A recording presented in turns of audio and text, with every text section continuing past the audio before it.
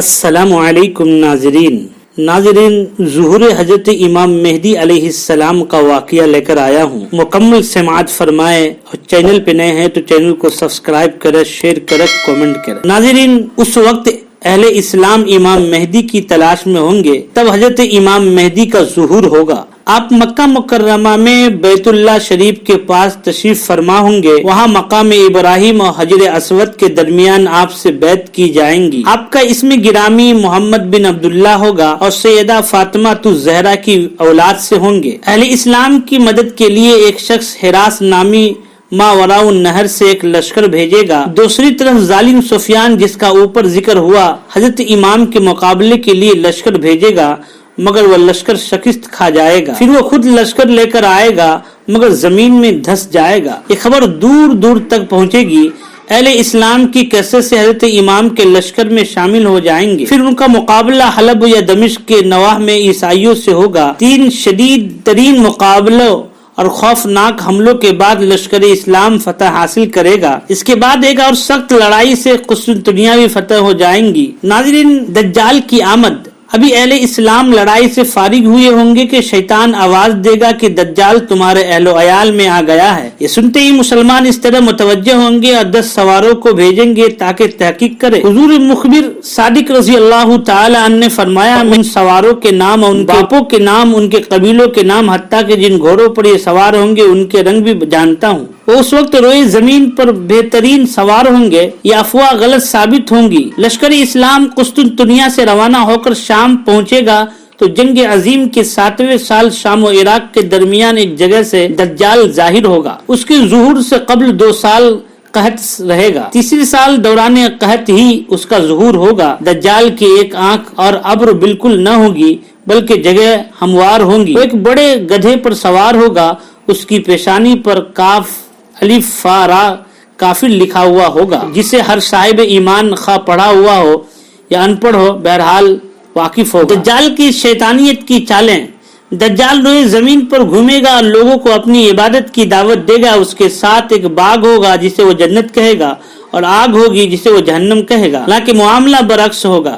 وہ اپنے ماننے والوں کو اس بات میں، نہ ماننے والوں کو آگ میں ڈالے گا. وہ لوگوں کو عجیب و غریب شابدی دے گا. جو شخص محض باطل ہوں گے، بہت سے لوگ اس کے فریب میں پھنس جائیں گے. لوگ دیکھیں گے کہ گویا اس کے کہنے سے بارش ہو رہی ہے. تو ناظرین، دجال وہ جنت کو دکھا کر، باغیچے کو دکھا کر لوگوں کو موہ لے گا، اور لوگ ان کو سمجھیں گے کہ یہ جنت ہے، حالانکہ وہ جنت نہیں ہے. زمین سے پیداوار ہو رہی ہے، مردے کو زندہ ہو رہے ہیں، وغیرہ وغیرہ. حالانکہ یہ سب شیطانی اثرات سے ہو رہا ہوگا. اسی اسنا میں اس کے پیروکار ایک مومن کو پکڑ لائیں گے. اسے دیکھتے ہی پکار اٹھے گا، لوگ یہ دجال ہے جس کا ہمارے نبی نے ہم سے ذکر فرمایا ہے. یہ سن کر دجال کہے گا کہ اس کا سر پھوڑ دو. چنانچہ ایسے ہی کیا جائے گا. پھر وہ دجال اسے کہے گا کہ مجھ پر ایمان لاؤ، مگر وہ مومن صاف انکار کر دے گا. پھر دجال کے حکم سے اس مومن کے 2 ٹکڑے کر دیے جائیں گے. دجال ان کے ٹکڑوں کے درمیان سے چلے گا، حکم دے گا کہ زندہ ہو جاؤ. وہ مومن زندہ ہو جائے گا. دجال اسے پھر اپنی عبادت کی دعوت دے گا. مومن کہے گا اب تو مجھے کامل یقین ہو گیا ہے کہ تو ہی جھوٹا اور دجال ہے. پھر وہ مومن لوگوں کو کہے گا کہ بے پرواہ ہو جاؤ، اب یہ کسی کو قتل نہ کر سکے گا. دجال اس کو قتل کرنا چاہے مگر وہ نہ کر سکے گا. پھر اسے آگ میں ڈال دے گا. حضور صلی اللہ علیہ وسلم نے فرمایا، وہ شخص عند اللہ بہت بڑا شہید ہوگا. پھر دجال شام سے اصفہان کی جانب آئے گا اور 70,000 یہودی وہاں سے اس کے پیروکار بن جائیں گے. پھر وہاں سے مکہ مکرمہ کی طرف آئے گا، مگر مکہ مکرمہ میں فرشتوں کی محافظت کی سبب داخل نہ ہو سکے گا. پھر وہ مدینہ طیبہ کی طرف قصد کرے گا، مگر وہاں بھی فرشتوں کی محافظت کی وجہ سے غائب و خاسر لوٹے گا. البتہ کچھ لوگ ان شہروں کے باہر آ کر اس کے دام میں پھنس جائیں گے. دجال یہاں سے واپس شام کا ارادہ کرے گا. ناظرین، امام مہدی کا دجال سے ٹکراؤ حضرت عیسیٰ علیہ السلام کی آمد دنیا. دجال کے دمشق پہنچنے سے قبل امام مہدی وہاں پہنچ کر اس سے مقابلہ کی تیاری فرما چکے ہوں گے. اسی دوران اچانک اللہ تعالیٰ نماز کے وقت حضرت عیسیٰ علیہ السلام کو بھیجے گا.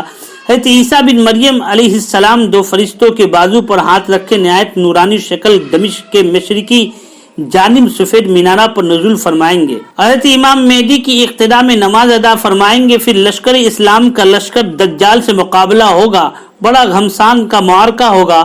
اس وقت عیسیٰ علیہ السلام کے سانس میں خاصیت ہوگی، جب بھی کافر تک آپ کا سانس پہنچے گا وہ ہلاک ہو جائے گا۔ دجال آپ کے سانس سے بچنے کے لیے بھاگ کھڑا ہوگا۔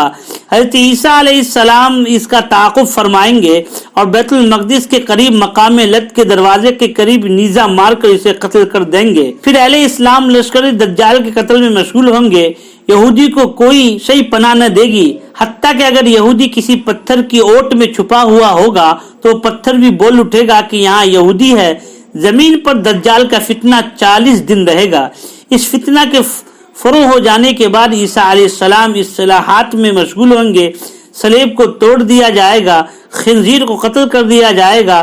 کفار کے لیے سوائے قبول اسلام یا قتل کے کوئی تیسرا حکم نہ ہوگا۔ ناظرین، حضرت عیسیٰ علیہ السلام اور یاجوج ماجوج، اس کے بعد لوگ امن و چین کی زندگی بسر کر رہے ہوں گے۔ حضرت عیسیٰ علیہ السلام کی طرف وحی آئے گی، اللہ تعالیٰ ایسے بندوں کو نکالنے والا ہے جن سے مقابلہ کسی کو ہمت نہیں، اس لیے تم کوہ طور کی طرف نکل جاؤ۔ چنانچہ عیسیٰ علیہ السلام اہل ایمان کے ساتھ قطع طور پر پناہ گزین ہو جائیں گے۔ اس وقت یاجوج ماجوج نکل پڑیں گے جو اس قدر کثرت سے ہوں گے کہ ان کی پہلی جماعت جب بحیرہ تبریہ کے پاس سے گزرے گی تو اس کا تمام پانی پی جائیں گی۔ پھر آخری جماعت گزرے گی تو کہے گا کہ یہاں کبھی پانی نہ تھا۔ وہ زمین میں بہت قتل و غارت گیری کریں گے۔ پھر وہ کہیں گے کہ اہل زمین تو ہم نے ہلاک کر دیے، آؤ ہم آسمان والوں کو بھی قتل کر دیں۔ چنانچہ وہ اپنے تیر آسمان کی طرف پھینکیں گے تو اللہ تعالیٰ ان کے تیروں کو خون آلود کر کے واپس لوٹا دے گا۔ اللہ تعالیٰ کے نبی حضرت عیسیٰ علیہ السلام اور ان کے ساتھی قلعہ میں محصور ہوں گے، وہاں سخت قحط ہوگا۔ پھر آپ ان کے حق میں بد دعا کریں گے تو اللہ تعالیٰ یاجوج ماجوج کو ہلاک فرما دے گا۔ اہل ایمان جب قلعہ سے اتر کر دیکھیں گے تو زمین پر ایک بالش بھر بھی جگہ ایسی نہ ہوگی جہاں کوئی مردہ یا اس کی چربی نہ پڑی ہوئی ہو، سخت بدبو اٹھ رہی ہوگی۔ پھر حضرت عیسیٰ علیہ السلام کی دعا سے اللہ تعالیٰ بڑے بڑے پرندے بھیجے گا جو ان کی لاشوں کو اٹھا کر جہاں اللہ تعالیٰ چاہے گا لے جائیں گے۔ اس کے بعد موسلا دھار بارش ہوگی جس سے زمین دھل جائے گی۔ حضرت عیسیٰ علیہ السلام 40 سال تک اس دنیا میں قیام فرمائیں گے۔ آپ نکاح بھی فرمائیں گے، اولاد بھی ہوں گی، پھر انتقال فرما جائیں گے اور حضور سرور کائنات صلی اللہ علیہ وسلم کے روضہ انور میں دفن ہوں گے۔ پھر زمین پر کچھ عرصہ عدل و انصاف رہے گا اور پھر کفر و جہالت شروع ہو جائیں گی۔ اسی اسنا میں ایک مکان مشرق میں اور ایک مغرب میں غرق ہوگا دخان۔ اس کے بعد ایک دن اچانک ایک بڑا دھواں آسمان پر نمودار ہوگا جو 40 روز تک رہے گا، جس سے مسلمان زکام میں مبتلا ہو جائیں گے، جبکہ کافروں اور منافقوں پر بے ہوشی طاری ہو جائیں گی۔ کوئی 1، کوئی 2 اور کوئی 3 دن بعد ہوش میں آئے گا۔ مغرب سے طلوع آفتاب۔ اس واقعہ کے بعد ماہ ذی الحجہ میں یوم نحر کے بعد اس قدر طویل ہو جائیں گی، بچے چلا اٹھیں گے، مسافر تنگ دل اور مویشی چراگاہ کے لیے بے قرار ہو جائیں گے، یہاں تک کہ لوگ اس سے بے چینی کی وجہ سے نالہ و زاری کریں گے اور توبہ توبہ پکاریں گے۔ آخر 3-4 شب کی مقدار میں رات دراز ہونے کے بعد حالت اضطراب میں سورج مغرب کی طرف سے چاند گرہن کی طرح یعنی گرہن لگے ہوئے ہوں گے، تھوڑی سی روشنی لے کر نکلے گا، تھوڑا سا بلند ہوگا، پھر مغربی ہی میں غروب ہو جائے گا۔ اس کے ساتھ ہی توبہ کا دروازہ بند ہو جائے گا، پھر حسب معمول سورج مشرق سے طلوع ہوتا رہے گا۔ دابۃ الارض۔ دوسرے لوگ اسی کا ذکر کر رہے ہوں گے کہ کوہ صفا زلزلہ سے پھٹ جائے گا اور اس سے ایک عجیب شکل کا جاندار نکلے گا جسے دابۃ الارض کہتے ہیں۔ اس کے بعد وہ یمن میں ظاہر ہو کر غائب ہو جائے گا، پھر دوبارہ مکہ مکرمہ میں ظاہر ہوگا۔ اس کے بعد اس کے ایک ہاتھ میں موسیٰ کلیم اللہ علیہ السلام کا عصا، دوسرے ہاتھ میں سلیمان علیہ السلام کی انگوٹھی ہوں گی۔ وہ اتنی تیزی سے شہروں کا دورہ کرے گا کہ کوئی بھی بھاگنے والا اس سے بچ نہ سکے گا۔ وہ ہر اہل ایمان کی پیشانی پر عصائے موسیٰ سے ایک نورانی خط کھینچے گا جس سے اس کا تمام چہرہ منور ہو جائے گا، اور ہر کافر کی ناک یا گردن پر خاتم سلیمان سے مہر لگا دے گا جس سے ہر کافر کا چہرہ سیاہ اور بے رونق ہو جائے گا۔ اس کے بعد ایک ٹھنڈی ہوا چلے گی جس سے ہر صاحب ایمان کے پہلو میں درد ہوگا۔ افضل فاضل سے، فاضل ناقص سے اور ناقص فاسق سے پہلے مرنا شروع ہو جائیں گے۔ یہاں کوئی بھی ایمان والا باقی نہ رہے گا۔